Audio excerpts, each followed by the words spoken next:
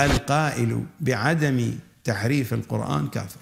أيها السني، هل تعلم أن علماء الشيعة بيكفروك لأنك لا تقول بتحريف القرآن؟ نعم، يقولون عندنا مئات الروايات عن تحريف القرآن، عندهم أكثر من 2000 رواية، فلو كذبناها كذبنا المعصوم، ومن كذب المعصوم فقد كفر. فمن أجل ذلك نقول بأن القرآن محرف، ونكفر كل من لم يقل بأن القرآن محرف. شاهد بماذا يعتقد. القائل بعدم تحريف القرآن كافر. قد تقولون وكيف ذلك؟ القاعدة صحيحة. هذا العدد الكبير من أحاديث أهل البيت الذي يتحدث عن تحريف القرآن، وقد استمعتم إلى كلام السيد الخوئي من أن كثرة هذه الروايات تبعث على القطع أن بعضها قد صدر من المعصوم. لو كانت رواية واحدة نحن نقطع بصدورها أو نطمئن بصدورها ونرفض هذا المعنى، إننا نكذبهم، ومن يكذب المعصوم فهو كافر. من يكذب المعصوم فهو كافر.